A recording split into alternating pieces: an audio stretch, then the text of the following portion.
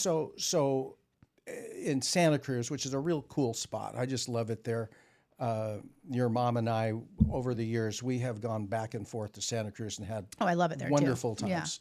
Reminds me a lot of San So you Diego. got the beach, and it's just quaint, and Santa Cruz. There's surfing and all that stuff. Boardwalk. But the median house price is like over 1.3 million. All right. Yeah. And you're not building a whole bunch of other houses. There's no big housing developments or anything going on.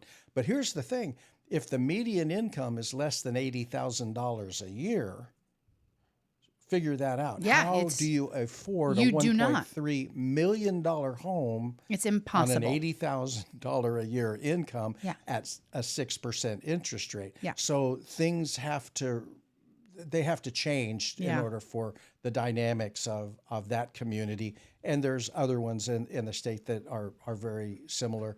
Big cities, San Francisco, Los Angeles, San Diego. I mean, who would have thought San I know. Diego Yeah. is showing some cracks and that sort of thing? My sister rents a apartment, 2-bedroom apartment for almost $5,000 a month there.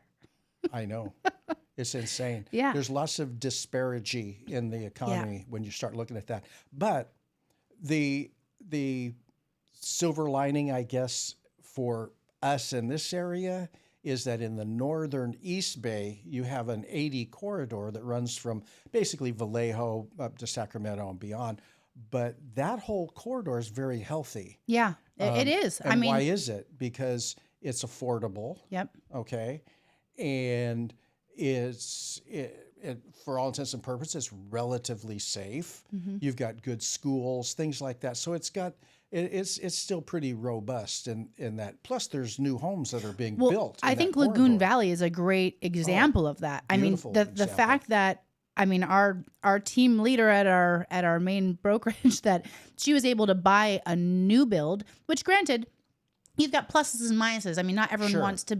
Some people really their goal is land, right? With new builds, you're on a smaller lot, you're kind of next to your neighbor, that kind of thing. But to have a brand new home, gorgeous home, in a community that is also gearing towards being like sustainable, and the plan is for community garden and solar and all that kind of thing, like thinking very eco-friendly, conscious. Wonderful out there. I mean, and she got a deal from that builder, and I think she had a 3% interest rate. I mean, this was recent, so for people that think and the point there is that there's always options. See? There's lots of options. There really is. Yeah. Which like when you're looking at, let's take buyers, for instance, in this market. Is California experiencing some tough times? Yeah. What's going to happen? Who knows? I mean, you do have some things that should be taken into consideration, particularly when you have like Chevron and Valero, Phillips 66. You have some shakeup in all of those, and how that's going to actually affect the economy in California, yet to be seen. We know that it will have an impact. We just don't know what it will really be. Right. But the truth of the matter is that people always are going to have a place to live. Yeah. And like you said, they're going to be divorcing. They're going to be raising kids. They're going to be upsizing, downsizing, moving away because of grandkids. Yeah. People die off and their estates get sold. There's always a reason for that dynamic of real estate to be a part of life. I mean, people have to have a place to live, right? Yeah. And so when you look at buyers, for instance, I think the best advice we could really give a buyer these days in this market is get prepared. Yeah. Prepare yourself, have a plan. What would that plan look like? Well, I think that would be helpful for people to know, is the plan to prepare yourself if you're someone that wants to buy a home in California. Yeah. Because here's the truth. If California were its own country, it would be the 4th wealthiest country in the world.